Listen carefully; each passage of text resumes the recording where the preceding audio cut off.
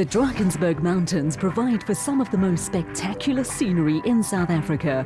With that scenery goes some of the best off-road racing territory you will find anywhere, with the Nankang Drakensberg 250 once again headquartered at the Underberg Country Club.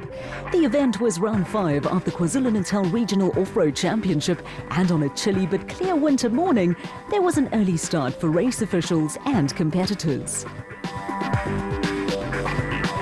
South African successes on the Dakar Rally have increased awareness in off-road racing, with the sport attracting new faces.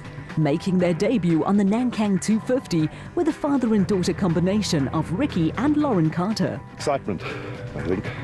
This is what it's all about. It's a fantastic sport. We've been watching it for 2 years now, and I decided it was time we participated in, and got my daughter with me as my navigator. With youthful confidence, Lauren suggested that without her, Dad might get lost, and she was relishing what would be a big day for her. It is. Without a navigator, I think the driver might get lost a little bit. But the route's well marked, so... The Nankang Drakensberg 250 drew entries from special vehicles running in classes A and B and the entry-level cricket class. In a new development, there was also a clubman's class for teams having a first taste of off-road racing, with entries an encouraging start. Race start positions were determined by the 20-kilometre Donaldson Prologue, and as is the case in the ABSA National Series, seeded teams can now nominate where they would like to start. Yeah, I see the other chaps are very reluctant to grab the number 1 card, so I think at the end of the day somebody has to pull it, and we decided, I spoke to my navigator, and we're very comfortable with this event, and we enjoy it. It's one of our favourite events for the year, so we've taken a plunge, and yeah, let's see how we go. With a good start position always a major advantage in the race, the Donaldson Prologue plays an important role in proceedings. The Prologue is in effect a race within a race, and also gives crews an early indication of what to expect on the route. Not all teams like to play the pathfinder role, but Arthur Barnes and co-driver Anthony USHER were quite comfortable with being first car on the road.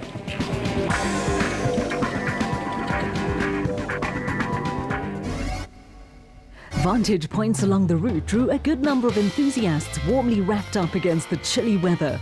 First blood on the Nankang Drakensberg 250 went to Lance TRETHEWEY and WICHMANN in the LT Earth Movers bat, with the pair setting the fastest time on the prologue. TRETHEWEY and WICHMANN also have plenty of ABSA National Championship experience and came home 25 seconds ahead of Reg Sutton and Rob Hanbury in a Zarko. The Zarko pair were nearly a minute clear of Daniel Brooks and new co-driver Gavin Gray in the Ducati's property bat.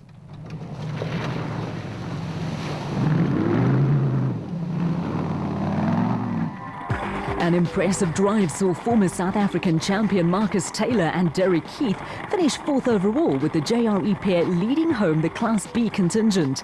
Taylor and Keith were 21 seconds behind Daniel Brooks and Gavin Gray, but the Pietermaritzburg-based crew had only 3 seconds to spare over Arthur Barnes and Anthony USHER, who had gradually dropped down the pecking order after starting first on the road.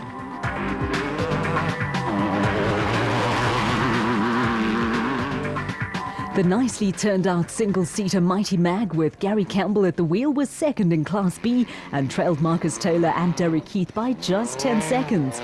In turn, Campbell only had 9 seconds in hand over local crew John Thompson and Ian Crouch in the Staffix Viper. The Underberg pair were hoping local knowledge would prove to be an advantage, but there was action behind them. Former South African champion Manfred Schroeder was out at another Mighty Mag and was credited with exactly the same time as Graham Peterson in the single-seater Dragonfly, shod with tyres manufactured by event sponsor Nankang.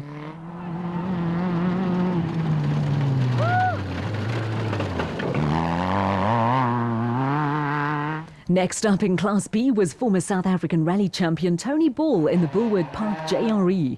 Ball was just 9 seconds behind Graham Peterson and comfortably ahead of Rob Spencer and Kevin Teron in a Zarko, who went past former motorcycle racer Neil Camp, who was stranded when a wheel broke on his Mighty Mag. A little further back, the husband and wife team of Mark and Sherry Mumford were the first of the clubman class entries in a Marco. Off-road events provide plenty of opportunities for amateur photographers to snap the likes of Sean Smith-Bailey and Cameron Spearman, who was second in the clubman's class in a Sandmaster, with the pair nearly 3 minutes behind Mark and Sherry Mumford. Running around half a minute behind Smith Bailey and Spearman were Ricky Carter and daughter Lauren in an Aceco.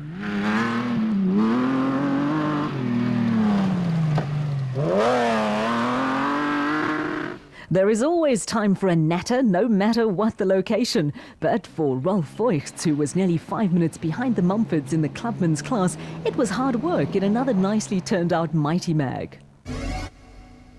Back at race headquarters at the Underberg Country Club, prologue post-mortems were underway, and despite a clean run, Class B leader Marcus Taylor a little surprised with 4th place overall. Nice run, there was no problems at all, we didn't bump anything. Clean run, Lance Trethew is going like the clappers, he passed us about 2Ks from the finish. I assume he'll be starting first. I was very surprised that we're starting in front of Arthur Barnes with the Class P car, but it was a little bit twisty up at the top there, which maybe helped us. But on this next section, very open, the Class P and A cars are going to just smoke us all. But hopefully we still be at the end, and then Class B is what we're racing, so that's where we'll be chasing. With a lead of only 25 seconds, Lance Trethewy was well aware that what was needed in the race was a fast start. Yeah, Red will be a threat, definitely, there's no doubt about it. So I think we're going to have to get going early in the morning, put the hammer down and put a gap between us. The problem is the dust. That's going to be his biggest problem. So it's to our advantage today. So we had to get in front today. The Drakensberg 250 also saw a new sponsor in the off-road fold, with Nankang Tyres backing the event and also supplying the rubber for Class B competitor Graham Peterson. Tubestone BKT in Nankang is betrokken met kliënt op Underberg, Superquick Underberg, Graham Peterson. So dis hoe ons betrokke geraak het met die motorsport hierdie naweek in Underberg. Nankang is a Taiwanese company with a growing range of tyre products now available from outlets in South Africa. Wel die FT9 produk, ons het verskeie ander N830s, FT7s en dan die 889s. Hierdie partikulêre produk wat ons nou gebruik by Graham se voertuig is 'n nuwe produk wat van Taiwan afkom. So hy's nog nie op die mark, so ons hoop hy gaan nog groot hoogtes bereik. With the countdown to the start of the race well underway, crews were going through last-minute preparations, with race officials also making last-minute checks. For Reg Sutton and Rob Hanbury, a waiting game lay ahead. Listen, I think as long as we can keep it neat and tidy, we might be able to maintain it. I think to get past Lance is going to be hard in the dust, but you never know, one overshoot and it's, yeah, we'll be there. With a clear road ahead of them, most of the early advantages lay with Lance Trethewy and Carl Wichmann, who were first car away in the LT Earthmovers bat. Out on the route, family, friends and enthusiasts were waiting to cheer on competitors who faced 3 loops of a 75-kilometre course. The cricket and clubmen's classes would complete 2 laps, and sticking to their pre-race strategy, Trethewy and Wichmann made a fast start, with the pair intent on controlling the race from the front.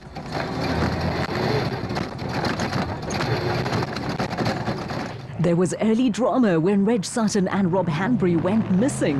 That lifted Daniel Brooks and Gavin Gray into second place, with the pair under severe pressure from Arthur Barnes and Anthony Usher in a bat, with dust already proving to be a problem. A little earlier in the race, there was confirmation of problems for championship leaders Reg Sutton and Rob Hanbury when Arthur Barnes and Anthony Usher went past the pair, with the Zarko out of action on the side of the track.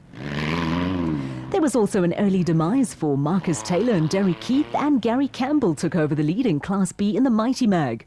Campbell was being chased by Graham Peterson, with the Dragonfly moving ahead of Manfred Schroeder, who was also an early casualty.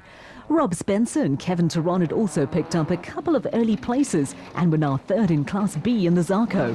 The route was a challenging one, with a combination of technical and fast sections, with the suspension on the Spencer Teron Zarko working overtime.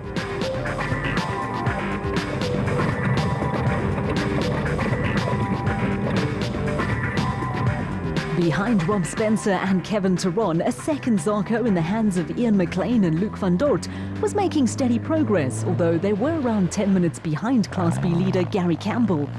Further back in the field, a steady performance had taken Mark and Sherry Mumford to front of the clubman's field, with the husband and wife pair well clear of the opposition. While the Mumfords were making steady progress, there was a tale of woe for early Class B leaders Marcus Taylor and Derek Keith. in good language, probably race number 10 with an intermittent misfire. We cannot find this fault, and I'm tired of racing with this thing running intermittently on 3 cylinders. We've changed everything on this car and it's still doing it. We've even changed the engine, all the electrics, management systems, the whole lot, and it still does 30 k's and then runs on 3 cylinders. We're keeping up with the front Class B cars, but it's just, we're trying to chase the front cars. And we're just braking the car, trying to go too fast where it's rough, or maybe going into corners too fast, trying to keep the momentum up. Towards the back of the field, the father and daughter combination of Ricky and Lauren Carter were running second in the Clubman's category in the ACECO and were well ahead of Sean Smith-Bailey and Cameron Spearman in the Sandmaster. Regional off-road championships like the KwaZulu-Natal Series play an important role in the development of off-road racing in South Africa. The regionals are a nursery for the ABSA National Championship, and the latest recruits are Daniel Brooks and Gavin Gray. Yeah, after this now, the next race will be up at Sun City. We'll be doing the nationals from now on. We'll still do the odd regional from time to time to come and give the car a run, but our main aim is to do the nationals this year and follow through onto next year as well. We've managed to secure a nice sponsor with Ducati's property management, so it all goes towards helping to fund to get to the nationals. So yeah, hopefully we'll have some good fun and some good runs at the nationals. The move to national competition is a major step up the ladder, with Brooks acknowledging the value of a regional championship apprenticeship. Yeah, definitely. Well, this is where we started. Sort of found our feet a little bit. We haven't been doing it a long time. This is only our 3rd year now, so we've stepped up quite quickly. But yeah, we love it, so yeah, we're enjoying every minute of it.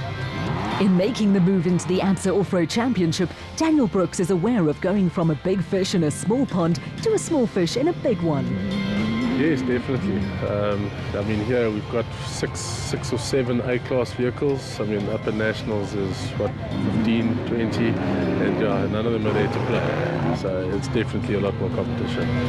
Although logistics have forced Brooks into being a late starter in this year's ABSA series, his future plans include a full season of national racing in 2013.